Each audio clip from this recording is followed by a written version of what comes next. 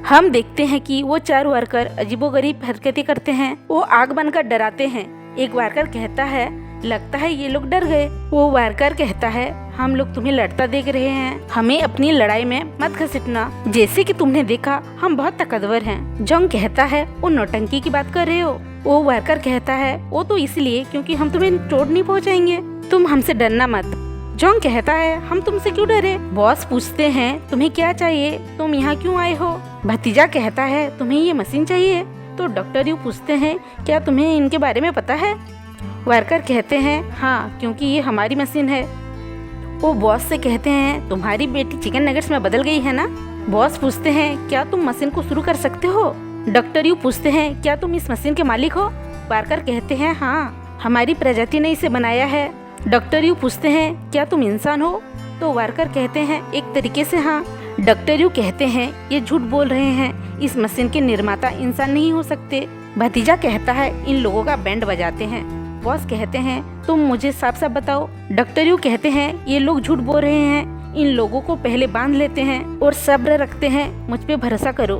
भतीजा कहता है, चाचा बकवास बंद करो, तुमने अब तक क्या ही किया है कि भरोसा करें। जोंग और बॉस कहते हैं, ये मिन्हा की जिंदगी का सवाल है। डॉक्टर यू कहते हैं, मशीन के असली मालिक का पता चलते ही सब अपने आप ठीक हो जाएगा।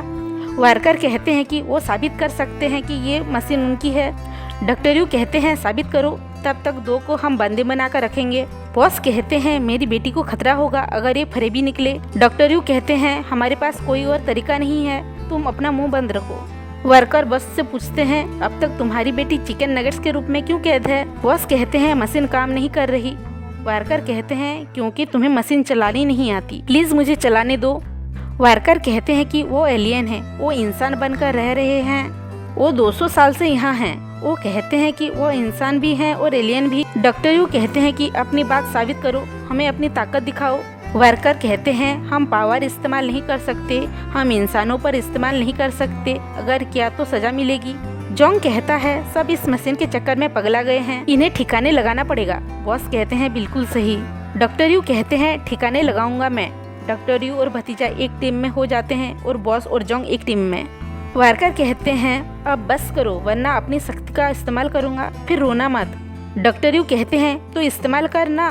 वर्कर कहता है, पहले चिकन नगेट्स को इंसान में वापस लाते हैं। वो मशीन देखने के लिए आगे बढ़ता है तो भतीजा कहता है, आगे मत बढ़ना, ये मशीन मेरी है। डॉक्टर यू कहते हैं, ये मशीन किसी इंसान की नहीं हो सकती।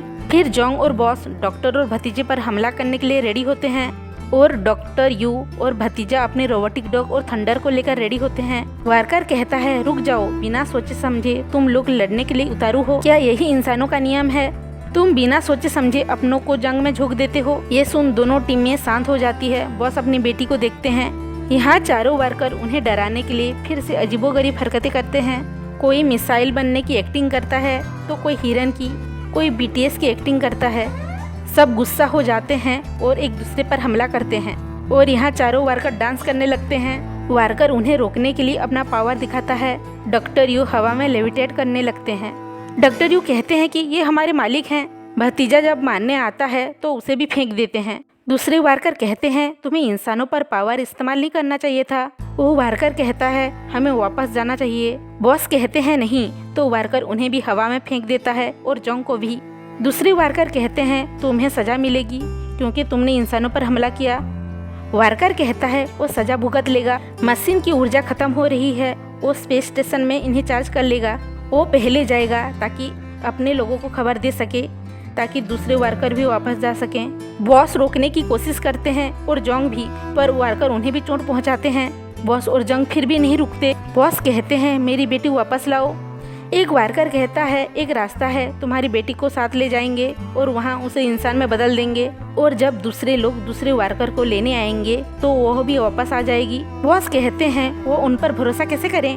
वर्कर कहता है, भरोसा करना होगा, एक ही दिन लगेगा, लेकिन हमारे ग्रह का एक दिन यहाँ के 50 साल के बराबर है। वर्कर कहता है, तुम्हारी बेटी कम से कम जिंदा तो रहेगी। रोते हुए कहता है, हमारा भी परिवार है। बॉस कहते हैं, वह मिन्हा के आते आते 105 साल के हो जाएंगे।